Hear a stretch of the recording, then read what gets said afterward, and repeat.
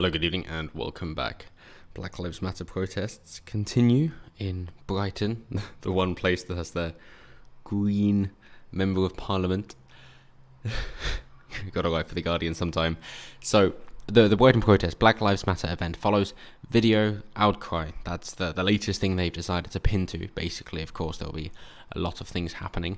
And so, because you've got such a plurality of data, you can pinpoint something or draw correlations between them as long as you avoid enough of the other data, basically.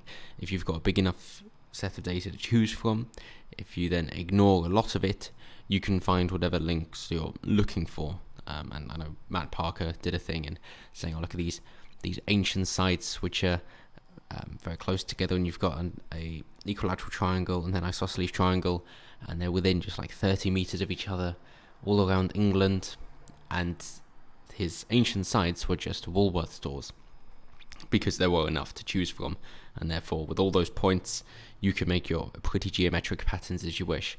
It's exactly the same thing going here. So the latest one is of a 28-year-old man arrested on Montpellier Road in Brighton because the police were looking for a vulnerable 17-year-old girl, female, and she was actually found to be at the property. So the man, of course, was resisting arrest and will most likely be prosecuted as a criminal soon. The ethnicity of the man is not mentioned, and it seems to be unclear. I mean, in Brighton, you'd presume most likely to be white, similar to the unhappiness that they have in Scotland about not enough minorities, and you're saying, well, it's less than 1% black, so if you're looking for more blacks, they're going to be pretty hard to come by. They're pretty well represented, ethnic minorities, given as it's such a small amount of the population, and they haven't been around long enough to get in the right positions, of course. But yes, so in Brighton, but it's difficult to tell the ethnicity of the man, which is annoying that it has to be mentioned, but of course it does, because they would go straight to this if he was very obviously visibly black, which he isn't, but got a bit of an afro going, so we can presume some sort of ethnicity from that. But in the write-ups, they don't wish to mention ethnicities. They just say it's a man who was detained by 3 police officers. And in the video, he was, of course, saying, I can't breathe. He was shouting it very loudly, and why have you got your arm on my neck, bro? I can't breathe. I haven't quite got the accent down. I understand. And Sussex police said the man had become aggressive after he was arrested. In a statement, the force said officers searching for a vulnerable missing teenager who's 17 years old went to an address on Montpellier Road, and a 28-year-old resident who refused police entry and was arrested. Officers subsequently found the missing 17-year-old girl at the property and took her home, the statement said. Pretty straightforward, cut and dry there. As to whether or not the police would be allowed to just enter somebody's home, don't know the full details on the warrant issued for them. But because, of course, he's aware of the George Floyd ruckus, going, well, hey, he was a criminal, I'm a criminal. He said he couldn't breathe, and he's had a lot of support, so I'll say I can't breathe and have a lot of support. Of course, George Floyd couldn't breathe because of the issues he was having from the intoxication and shock. But this man did seem to be able to breathe very well, given the shouting. So they say, in another BLM protest attended by hundreds in Hull, the police custody death of a man was remembered. Just a man. It's nice, though, that they're suddenly caring about men dying. Next, they're going to get to being concerned about men being raped as well. But maybe prisons are just somewhere they don't wish to go here. But I am intrigued how they're focusing more on the criminal here and him being taken care of instead of the 17-year-old girl. I don't quite know how the feminists would equal that up, and how many of the people marching here would think of themselves as feminists and going to protect the women's, especially if it's a 17-year-old below 18 years of age, of course.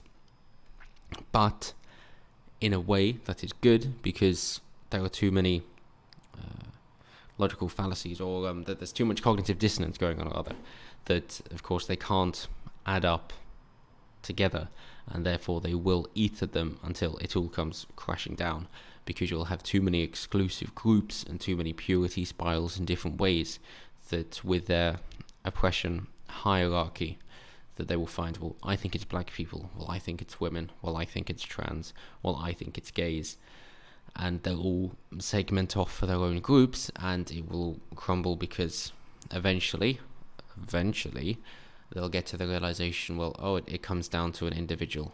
So, oh yeah, cool. So we should treat people as individuals instead of basing it on race and prejudging based on race. Fantastic. That is exactly what we're trying to do. And I think it's just a matter of time before they finally work that out and then get back to the Enlightenment values. Because, of course, they're being far more tribal about it at the moment. And the so-called progressive left has, of course, just regressed back to that tribal mentality. And so we're hoping that they will be able to progress forward to the late 18th century, towards the Enlightenment values. That if they can catch up to just being about 250 years old, then maybe we can actually start to make a bit of headway. And it should be quicker this time around, not taking 250 years, because quite a few of us are already here understanding that the individual is most important. So last month, more than 10,000 protests marched through the East Sussex city of Brighton in solidarity with the Black Lives Matter movement worldwide. It followed the death of George Floyd, an unarmed black man who died after a white police officer knelt on his neck for almost 9 minutes, 8:46, in the US city of Minneapolis. His death sparks a wave of Black Lives Matter protests, including in the UK. There's still protests. Yes, it hasn't sparked rioting, more deaths, injuries to individuals and police, and an attempt at an autonomous zone, and then of course becoming an occupied protest, despite eventually being shut down because the mayor was affected. And when the person in charge feels the wrath and they actually understand what's going on, then of course they're not going to let it stand, because they don't care about anybody else. At the end of the day, it just comes back to protecting themselves. But that's just one of the truisms of politics. So as far as this is concerned, it will blow over when they get to the point and go, oh, okay, we've got to get back to the individual because there are too many purity spirals.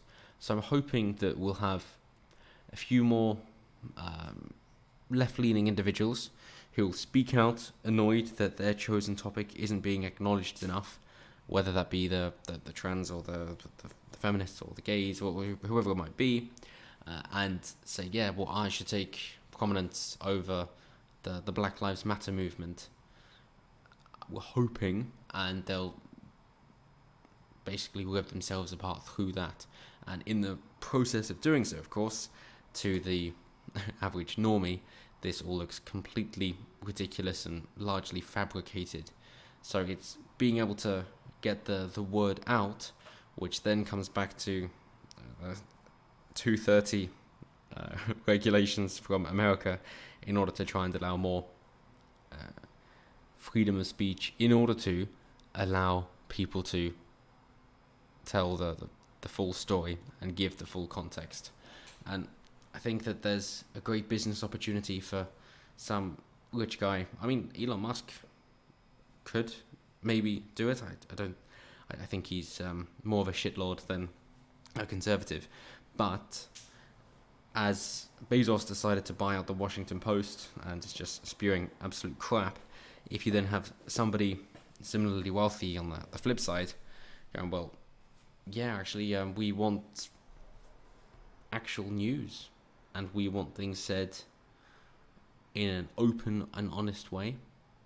So we want as much information as possible to be out there.